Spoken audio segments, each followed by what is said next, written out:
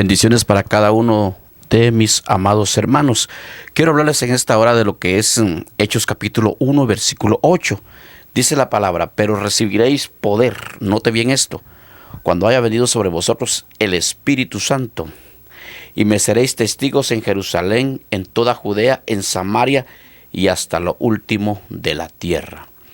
El Señor nos dejó una gran bendición, que es el Espíritu Santo. Él dijo que no nos dejaría solos, sino que nos enviaría la promesa del Espíritu Santo. Ahora es necesario que cada uno de nosotros, porque en Joel capítulo 2, en su versículo 28, dice que en los postreros días el Señor derramaría de su Espíritu sobre toda carne. Hoy nosotros tenemos que recibir esa promesa. Tú la tienes que recibir, porque el poder de Dios tiene que venir sobre tu vida. Podemos ver grandes cosas. Cuando Pedro, si yo me enfoco siempre en la vida de Pedro. ¿Cuántos de ustedes? Porque cuando nos empezamos a enfocar en la vida de Pedro, si lo vemos antes de tener la unción del Espíritu Santo, Pedro era testarudo. Pedro era una persona carnal, tenía un corazón lleno de muchas cosas. Sus actuaciones no eran muy buenas delante de la presencia de Dios. Pero hubo algo muy distinto. Porque cuando Pedro en realidad le dio el corazón a Dios, cuando Pedro le entregó su corazón al Señor, todo fue totalmente distinto. Porque ahora vemos a un Pedro trabajar bajo la llenura del Espíritu Santo. En el Antiguo Testamento el Espíritu Santo solo venía, hacía lo que hacía y se marchaba. Hoy tenemos un gran privilegio, porque el Espíritu Santo viene y se queda con cada uno de nosotros. ¿Cuántos alaban a Dios? ¿Cuántos alaban a Dios?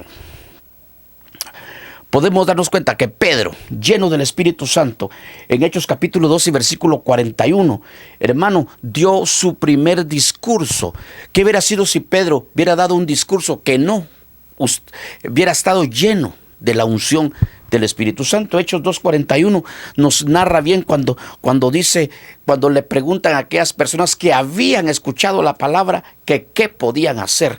Pedro les dice que se arrepientan y que reconozcan a Jesucristo.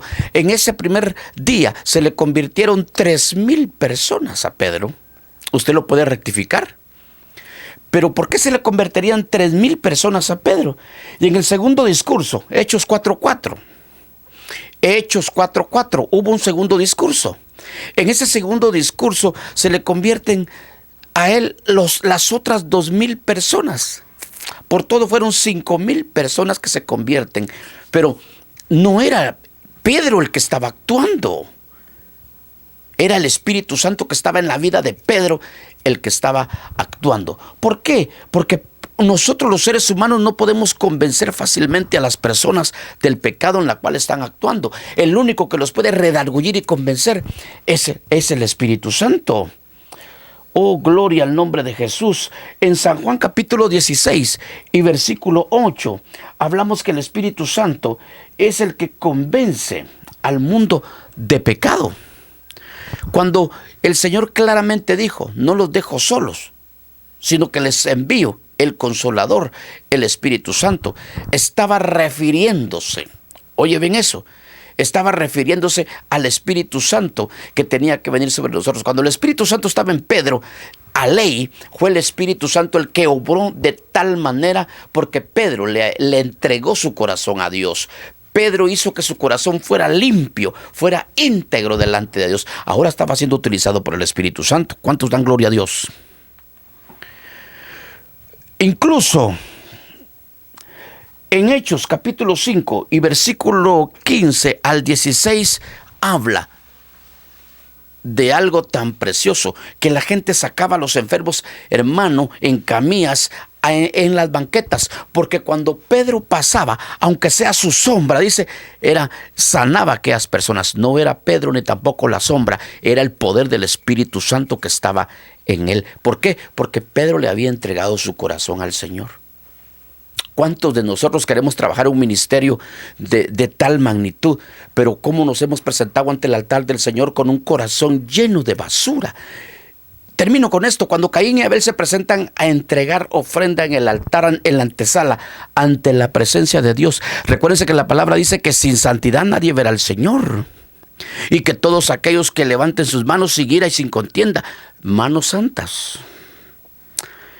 Cuando Caín se presenta, no le reciben su ofrenda por las actitudes y las iniquidades que tenía en su corazón, pero Abel tenía un corazón limpio y contrito, por eso el Señor lo recibió.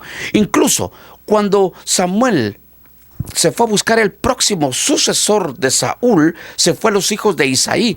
Los hijos de Isaí salieron tan robustos, tan grandes, que Samuel pensó que uno de ellos iba a ser el elegido. Pero hermano, ¿de qué sirve ser grande, robusto? Y no sé, pero si no tienes bien el corazón, Dios te va a rechazar, porque Dios rechazó eso. Entonces preguntó Samuel y le dijo a Isaí, ¿no tienes otro? Y este hombre le dijo, bien, tengo a uno, pero es el más pequeñito, allá está afuera cuidando el rebaño. ¿Y qué pasó? Cuando David entró, el Espíritu Santo bajó y dijo, este es, porque el corazón de David era contrito, era humillado, era limpio, era obediente, era humilde, y es lo que Dios busca. ¿Cómo está tu corazón delante de Dios? Porque cuando el ángel Gabriel anduvo buscando a una mujer para que Jesús naciera, no halló a cualquier mujer, a María. María tenía un corazón lindo, limpio, dispuesto para la obra de Dios. Si nuestro corazón está mal, nosotros estamos mal.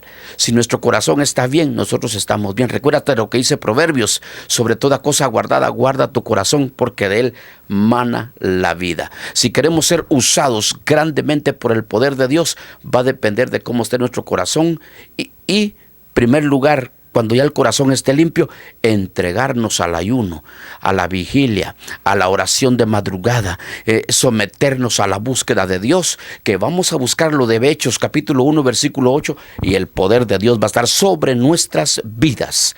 Que Dios te bendiga.